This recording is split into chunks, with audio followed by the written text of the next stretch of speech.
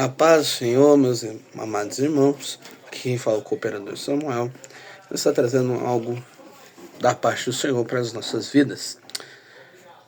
Lucas capítulo número 8, a partir do versículo 4. Diz assim a palavra do Senhor. E ajuntando-se uma grande multidão, e vindo de todas as cidades ter com ele, disse por parábola: um semeador saiu a semear, e a sua semente, quando semeava, caiu alguma junta do caminho, e foi pisada, e as aves do céu a comeram. E outra caiu sobre a pedra, e nascida secou-se, pois que não tinha umidade. E outra caiu entre os espinhos, e crescendo com ela os espinhos a sufocaram. E outra caiu em boa terra, e nascida produziu 100 por 1. E dizendo ele estas coisas, clamava: quem tem ouvidos para ouvir, ouça. E os seus discípulos o interrogaram, dizendo: que parábola é esta? E ele disse: a vós vos é dado conhecer os mistérios do reino de Deus, mas aos outros por parábolas, para que vendo não vejam e ouvindo não entendam. Esta é, pois, a parábola. A semente é a palavra de Deus, e os que estão junto do caminho, estes são os que ouvem. Depois vem o diabo e tira-lhes do coração a palavra, para que se não salvem, crendo. E os que estão sobre a pedra, estes são os que, ouvindo a palavra, a recebem com alegria. Mas como não tem raiz, apenas creem por algum tempo, e no tempo da tentação se desviam. E aqui caiu entre espinhos. E aqui caiu entre os espinhos, esses são os que ouviram e indo por diante são sufocados com os cuidados e riquezas e deleites da vida, e não dão fruto com perfeição. E aqui caiu em boa terra, esses são os que, ouvindo a palavra, conservam um coração honesto e bom, e dão fruto com perseverança. Bom, nesse texto vemos algo muito interessante. Que é as diferenças de corações quando recebem a palavra de Deus. Jesus está apresentando que, dependendo do coração que recebe a palavra de Deus, pode acontecer algo diferente na vida daquela pessoa. Como ele especifica, existem 4 tipos de corações, né? Aquele que Satanás leva, aquele que aceita, mas não tem raiz, aquele que até escuta, mas prefere as coisas dessa terra, e aquele que conserva e gera fruto. E aí, muitas das vezes, tentamos descobrir quais nós somos.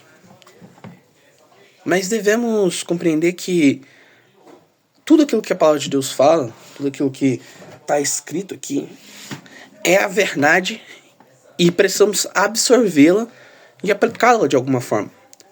Então, quando alguém prega a palavra de Deus para a sua vida, prega a palavra de Deus, você tem que refletir bem e não deixar que Satanás, as coisas dessa vida, ou o fato de você não querer continuar por causa da tentação, venham tirar a palavra de Deus de você.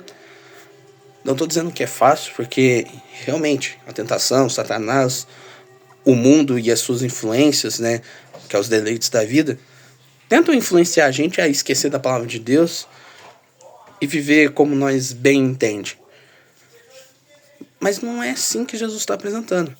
Jesus diz que tem um coração que, quando a palavra de Deus cai num coração reto, quando a pessoa escuta a palavra de Deus, pratica ela de forma correta, sem focar nos deleites da vida, sem deixar Satanás tomar a palavra do coração, ela gera fruto.